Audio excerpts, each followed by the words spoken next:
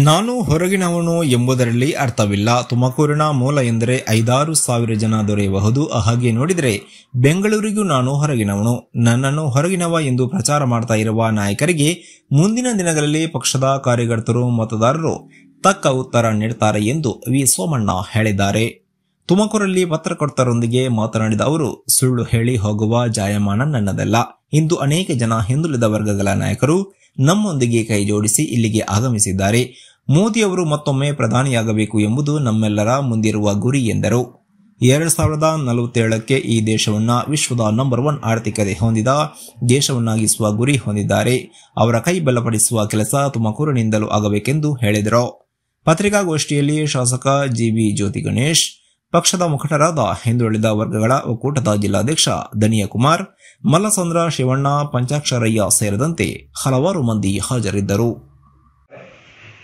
ಅವ್ರು ಯಾರು ಕೇಳ್ತಾರಲ್ಲ ದೊಡ್ಡ ಮನುಷ್ಯರು ಏನ್ ಮಾಡಿದ್ದಾರೆ ಅನ್ನೋದಕ್ಕಿಂತ ಹೆಚ್ಚಾಗಿ ಅವ್ರ ಆತ್ಮವಂಚನೆ ಮಾಡ್ಕೊಳ್ಳೋದು ಬೇಡ ಅಂತಂದು ನಾನು ಸುತ್ತಾಡ್ತಾ ಇದ್ದೇನೆ. ಅಜ್ಮೇಲೆ ಕೊಡುಗೆ ಮತ್ತೊಂದು ಮಗದೊಂದಕ್ಕಿಂತ ಹೆಚ್ಚಾಗಿ ಈ ಚುನಾವಣೆ ನಡೀತಾ ಇರೋದು ಸೋಮಣ್ಣ ವರ್ಸಸ್ ಕಾಂಗ್ರೆಸ್ ಅಲ್ಲ. ಈ ಚುನಾವಣೆ ನಡೀತಾ ಇರೋದು ಈ ದೇಶದ ಸುಭದ್ರ ಆಡಳಿತಕ್ಕೆ ನರೇಂದ್ರ ಮೋದಿ ಅವರ ನಾಯಕತ್ವ 3ನೇ ಬಾರಿಗೆ ಈ ದೇಶಕ್ಕೆ ಪ್ರಧಾನಿ ಆಗಬೇಕು ಅನ್ನೋದು ಈ ಚುನಾವಣೆ.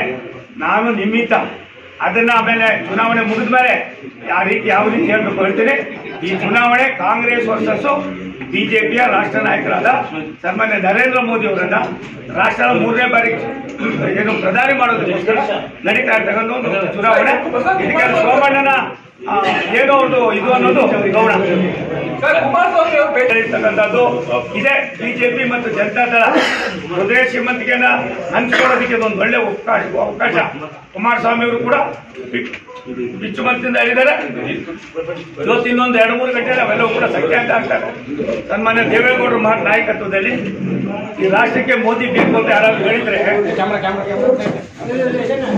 ಅದು ಮೊದಲಿಗರು ತೀರ್ಮಾನವನ್ನು ಮಾಡ್ಕೋಬೇಕು ಅಂತ ಹೇಳಿ ಚಿದಾನಂದ ಅವರ ಭವಿಷ್ಯದಲ್ಲಿ ತಾಯಿ ಭಗವಂತ ಭೂತಾಯಿ ಯಾವ ರೀತಿ ಆಶೀರ್ವಾದ ಮಾಡುವ ತಂದೆ ತಾಯಿ ಆಶೀರ್ವಾದ ಏನಿದೆ ಅದು ಒಂದು ಸತ್ಯ. ಅದನ್ನು ಬೇರೆ ಭವಿಷ್ಯ ನೋಡಿದ್ರೆ ಈತ ಒಬ್ಬ ಹೃದಯ ಶ್ರೀಮಂತಿಕೆಯ ನಿಷ್ಕಲ್ಮಸವಾದ ಕರ್ತವ್ಯವನ್ನು ನಿರ್ವಹಣೆ ಮಾಡ್ತಾನೆ ಅನ್ನೋದು ನನ್ನ 45-50 ವರ್ಷದ ಅನುಭವ ಇರ್ತದೆ. ಇವತ್ತಿಂದ ಚಿದಾನಂದ ಭಾರತೀಯ ಜನತಾ ಪಕ್ಷ ಒಂದು ಸಣ್ಣ ಅಪಚಾರವೂ ಕೂಡ ಆಗ್ತಾ ಇದೆ. ನಡೆಸ್ಕೊಳ್ತಕ್ಕಂಥ ಮಾಡೋದಕ್ಕೆ ನಾನು ಪಕ್ಷದಲ್ಲಿ ತನ್ನ ಹಿರಿಯರಿಗೆ ಮನವಿಯನ್ನು ಮಾಡ್ತೀನಿ, ವಿನಂತಿಯನ್ನು ಮಾಡ್ತೀನಿ. ಚಿದಾನಂದ ಅವರು ರಾಜ್ಯದ ರಾಷ್ಟ್ರದ ಒಬ್ಬ ಹಿಂದುಳಿದ ನಾಯಕನಾಗಿ ನನಗೆ ಭಗವಂತ ಎಲ್ಲ ಕೊಟ್ಟಿದ್ದಾನೆ. ಜನಸೇವೆ ಮಾಡಬೇಕು ಅನ್ನೋ ಒಂದು ಕಾತುರತೆ ಏನಿದೆ ಆ ಕಾತುರತೆಗೆ ಶಕ್ತಿ ತುಂಬತಕ್ಕಂಥ ಕೆಲಸವನ್ನು ಸೋಮಣ್ಣ ಮಾಡ್ತಿದ್ದಾರೆ. ಆದ್ರೆ ಚಿದಾನಂದ ಅವರು ಇಷ್ಟೊಂದು ಜನಪ್ರಿಯತೆಯಲ್ಲಿ ಇದ್ದಾರೆ ಅನ್ನೋದು ಮನವರಿಕೆ ಆಗಿದೆ. ಒಂದು ಮಾತನ್ನು ಹೇಳ್ತೀನಿ, ರಾಜಕಾರಣದಲ್ಲಿ ಆಶ್ವಾಸನೆಗಳನ್ನ ಕೊಡ್ತಕ್ಕಂಥದ್ದೇ ಕಡಿಮೆ ಏನಿಲ್ಲ. ಆತನ ನೇರ ನೋಡಿ ನನಗೆ ತುಂಬಾ ಹಿಡಿಸಿದೆ.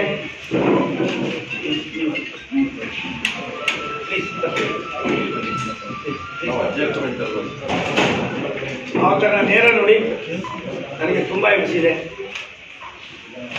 ನನಗೆ ಜ್ಯೋತಿ ಎಷ್ಟೋ ಜಿಲ್ಲೆಯಲ್ಲಿ ಚಿದಾನಂದ ಕೂಡ ಅದೇ ರೀತಿಯಾಗಿ ನಡ್ಕೊಂಡು ಹೋಗ್ತಕ್ಕಂಥ 45 ವರ್ಷ ನನ್ನ ರಾಜಕೀಯ ಅನುಭವ. ಬೆಂಗಳೂರಿಗೂ ಕೂಡ ನಾನು ವಲಸೆ ಬಂತು. ತುಮಕೂರಿನಲ್ಲೂ ಕೂಡ ಬಹುತೇಕ ನನ್ನ ಬಂದಿರತಕ್ಕಂಥ ಲಕ್ಷಾಂತರ ಜನ ಇದ್ದಾರೆ. ಮೊದಲಿನ ತುಮಕೂರು ಆದರೆ ಕೇವಲ ಒಂದು 5-6 ಲಕ್ಷ ಜನ ಇತ್ತು.